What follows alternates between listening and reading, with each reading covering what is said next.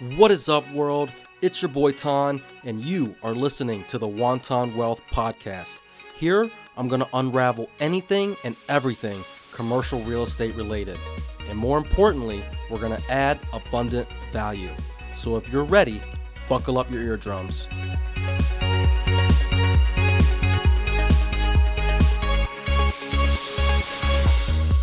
Welcome back, people, to another episode on underwriting. Grab your notepads because we're going to be breaking down everything you need to know when it comes to financial underwriting. So let's kick things off with the basics. Underwriting in real estate is like the due diligence detective work that ensures that we're making smart, savvy, informed decisions. Think of it as your investment's personal bodyguard. You're going to be keeping the risks in check and the profits still in sight. So where do we start? Well, usually when you're looking at a property, it's probably going to have an OM or an offering memorandum. That's if the property is on market. Now, if it's off market and you're direct to seller on something like this, most often you're not going to have this sweet little OM or brochure or package that spills all the details on the property. That means you're going to have to hunt for that information yourself. But for the sake of today, we're going to say that the property is on market. So what the hell is an OM? I did another video or another podcast on what an OM is. I'll refer to that in the show notes. But the document is essentially like a resume for your property. It's going to lay out all of the juicy details like the rent roll, the income statements, the financial projections, tenant information, etc. The whole fucking nine. Ideally, you've done a little bit of a preliminary pro forma analysis in your pre-due diligence phase. But as we dive into the due diligence phase, it's time for you to gather more detailed financial info from the seller so that you can get concrete financing terms from your lender and sharpen up your own pro forma. So the first thing you want to do is you want to dissect the income statement and the T12 or the trailing 12 months report. We're going to want to make sure that the gross revenues match up with the rent rolls and the leases. Questions you want to ask yourself, are the revenues trending up or are they trending down? What about the expenses? Are they steady or are there big unexpected costs that are popping up? This is where we look at the property's current operations and we want to start imagining how we'll run things differently or better. When you're creating your pro forma, it's like painting a picture of the property's future under your management. You're going to have to make assumptions about the income growth, the expense growth, and you want to plan out your renovation timeline and your holding period. And this is also where you want to collaborate with your team, your property managers, your contractors, and your brokers. They're going to help you refine your assumptions and make sure you're not missing anything major. So as we're talking about renovations, we want to make sure we understand what the condition of the property is.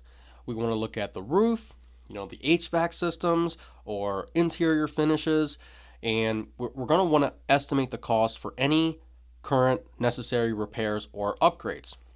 For example, if you're dealing with a flat roof that's nearing the end of its lifespan, you'll want to budget around, call it $5, maybe $7 a square foot for replacement. Now, if you have a 100,000 square foot roof, you're looking at $500,000 to $700,000. The same is going to go for your HVAC systems or your TI allowances or your other capital expenditures. You want to put a figure to those items to figure out what you are realistically going to be dishing out in order to fix this property up. They're super critical numbers that are going to influence your investment or project's overall financial performance. Then you want to look at the operational assumptions.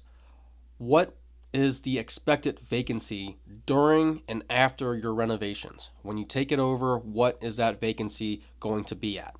And within 6 to 12 months, what are those numbers going to look like?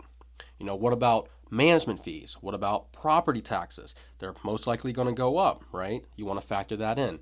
Insurance, same thing. You want to have some reserves for your CapEx items. You want to base these numbers on the T12 or the market averages. and maybe throw in a little bit of conservatism to account for any surprises down the road. So once you have all this information, you can finally start calculating your offer price.